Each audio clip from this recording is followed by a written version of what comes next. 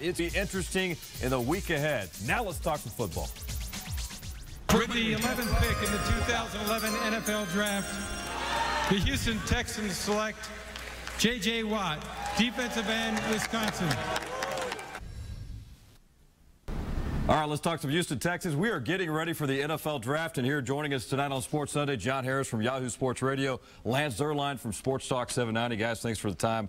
You kind of wait for this season, don't you? You guys love draft time in the NFL, don't you? Yeah, I don't know if that makes the two of us sick individuals or what, but I guess this is our time of year. We love it. I mean, we love football 24/7, 365, but draft time is it's a weird time for a lot of people, but it's a great time for us. Let's talk about the Texans, and they're getting so much attention. I mean, every year at this time they're getting attention, but coming off the playoff run, talk about where we go from here when the draft approaches here in about 11 days from now. At positions of need, you definitely have the wide receiver position. I think is one of the very key positions. You need another playmaker. We saw it when Dre was out.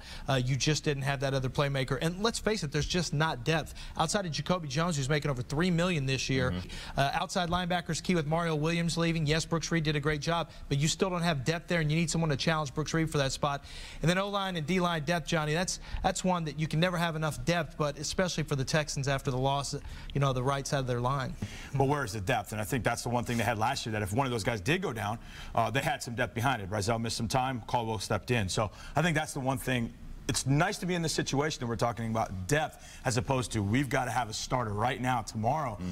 That at least if they're drafting for some depth, which is nice. I also want to say, let's see how the Texans approach wide receiver, because I think they'll draft a wide receiver in the first 2 rounds. But if they do that, they may also draft another one later in the draft, rounds 5 or 6. They may look at a veteran after June 1st, because that's when another set of cuts are coming. And Jacoby could be one of those guys who gets cut after June 1st, as that will help their salary cap situation in the following year, where Dwayne Brown is set to get paid, Matt Schaub's set to get paid, and you know Connor Barwin's going to get paid. So you still have to be looking out for that cap situation so it doesn't sneak up on you like it did this year. Let's pop up some names, though, some names you guys think at least they're keeping an eye on, whether these guys are available or not. Who stands out to you here? Well, you know, Nick Perry and Chandler Jones, as far as defensive ends, both of these guys played defensive end in college. I think because Wade Phillips plays a little different style of 3-4, kind of a hybrid, Johnny, they both have that pass rush / ability to set the edge, physical presence, where I think both could fit in this defense. Yeah, absolutely. You look at the receivers on the board: Stephen Hill, Kendall Wright, Ruben Randall. I think Stephen Hill fits the mold of the Texans receivers, 6'4", 220, but he'll be the fastest receiver as soon as he shows up. You know, Kendall Wright's a little different type receiver, unlike anything the Texans really have ever had. And Ruben Randall may be the best blend of the two. The question becomes at 26, you know, you look at those needs. Are you an outside-in team or an inside-out team? Do you build, you know, and we've seen the Texans go with D-line. We've seen them go with offensive tackle. We've seen them go with the line. And I have no problem with that at 26 if they find somebody to their liking at 26 that could come in there. You know, if Mike Adams from Ohio State is still there, you know, you pop him over on the right side, you draft Mohamed Sanu in the 2nd round from Rutgers, and now you satisfied 2 pretty good needs with 2 pretty good football players. That's the way I would go about doing it. I always look at receiver a little differently than other people do. I'd rather look at the line, but that's just me. Cheap labor, cheap depth. 3, 4, and 5 is where you get guys who you can have cheaply for 3 or 4 years, and that's key because Connor Barwin is a 2nd rounder. He's getting ready to get paid again. Brian Cushing, Dwayne Brown. You look at all these guys who are getting ready to get paid.